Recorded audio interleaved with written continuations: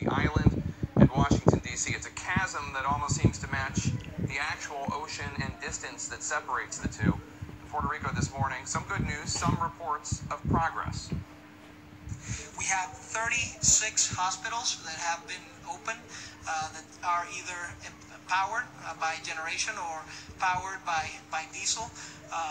With the effort of HHS and the leadership of FEMA, diesel has been able to be distributed to all of these hospitals.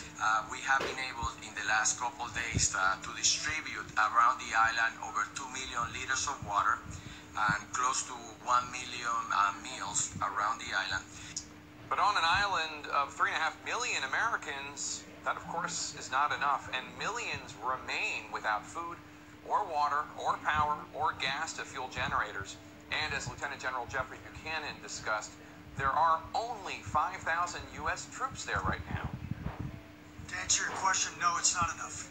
And that's why we're bringing a lot more. In particular, aviation, we've got 25 federal military helicopters here, and we're bringing many more. That's not enough. That's not enough. But just moments ago, the president offered a somewhat more glowing assessment. We have done an incredible job, considering there's absolutely nothing to work with.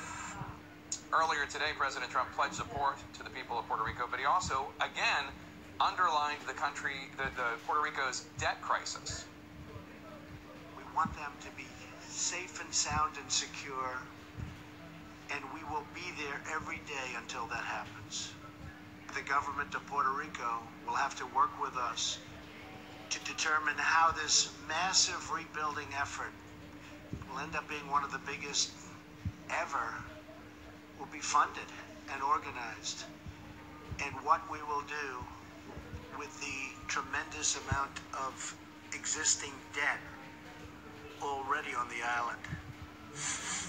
Contrast that, as many people in Puerto Rico are, with the president's many messages to Texas and Louisiana and Florida, assuring those states, with no caveats, we are with you today, we are with you tomorrow, and we will be with you every single day after to restore, recover, and rebuild. A somewhat different message to Puerto Rico. Now, the relationship between the United States and Puerto Rico dates back to at least 1898, when the U.S. invaded the island during the Spanish-American War.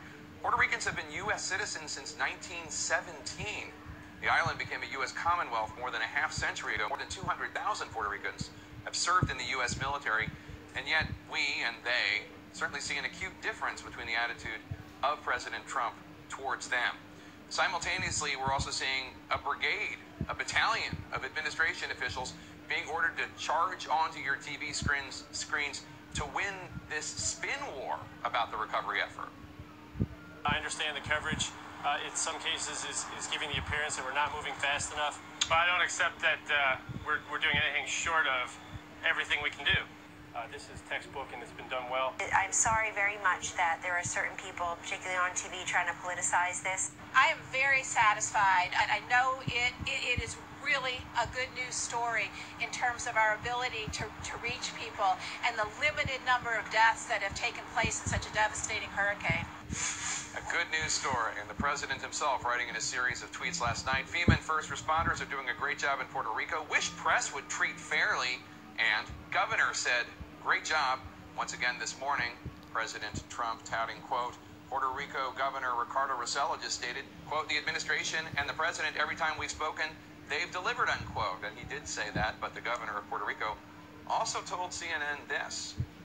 There is a lot of work to do over here. We really need to increase the delivery rates. We really need to enhance our logistics. The head of FEMA detailing the problems that still exist in getting aid to those who desperately need it.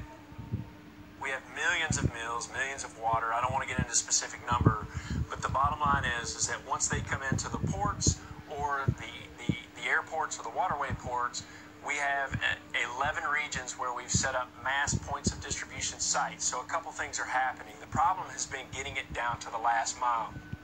Perhaps nothing better illustrates this chasm between how this relief effort is being felt and applauded by the Trump administration in Washington, D.C., and how it's being felt or not felt in Puerto Rico.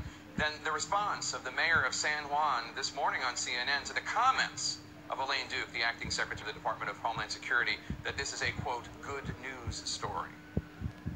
Damn it, this is not a good news story. This is a people are dying story. This is a life or death story. There's a truckload of stuff that cannot be taken to people's story.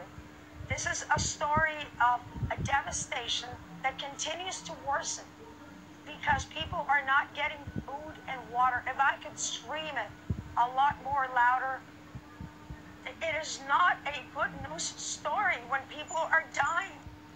Now, after landing in Puerto Rico today, Duke clarified that she meant the good news was how well people are working together, and few would argue otherwise, and few would doubt the intentions of those trying